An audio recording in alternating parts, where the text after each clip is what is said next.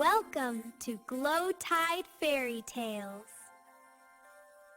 நட்சத்திரங்கள் மின்னும் இரவில் நிலவின் ஒளியில் பொன்னாக ஜொலித்தது அந்த அரண்மனை. அரசின் இதயமாக நின்ற அது ஒரு அதிசயக் கதையின் தொடக்கம். இந்த அரசின் மக்கள் அரண்மனையை பார்த்து பயப்படவில்லை, அதை தாயாக நினைத்தார்கள். ஏனெனில் அந்த அரண்மனையின் உயர்ந்த மாடியில் நிலாவுடன் பேசும் ஒரு இளவரசி வாழ்ந்தாள். அவள் பெயர் எலாரா. என் ஆட்சியை நீ பார்த்து கொண்டிருக்கியா, என் அன்பு நிலவு அரசியே?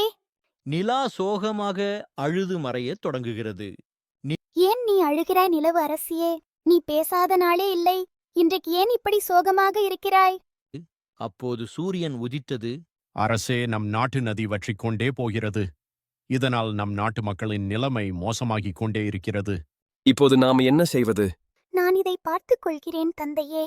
பிறகு எலாரா அங்கிருந்து அந்த நதிக்கு செல்கிறாள்.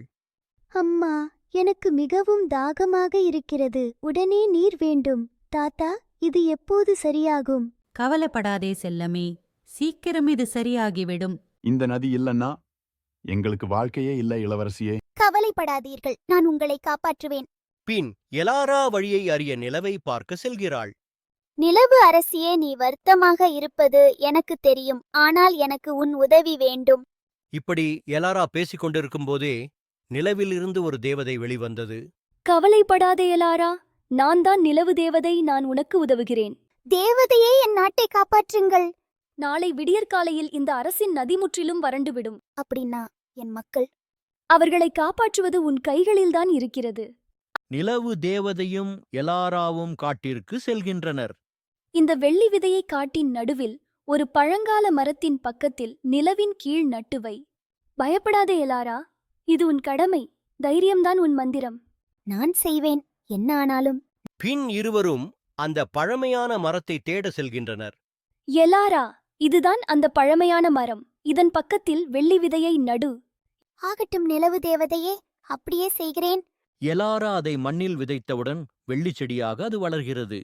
அந்த வெள்ளிச் செடியிலிருந்து தண்ணீர் அருவியாக கொட்டியது. நிலவு தேவதையே, உங்களுக்கு மிக்க நன்றி. உங்களால்தான் எங்கள் நாடு மீண்டும் பசுமையாக இருக்கப் போகிறது.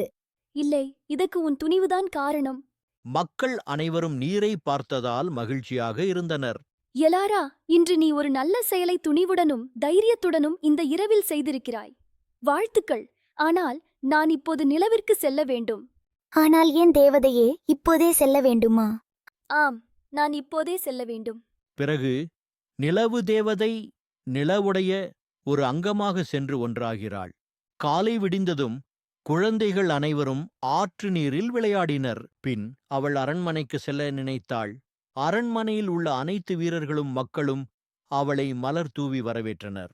காலம் கடந்ததும் இளவரசி எலாரா அரசின் ராணியாக முடிசூட்டப்பட்டாள். தங்கச் சிம்ஹாசனத்தில் அமர்ந்த அவள் அதிகாரத்தை விட பொறுப்பை முன்னிலைப்படுத்தினாள்.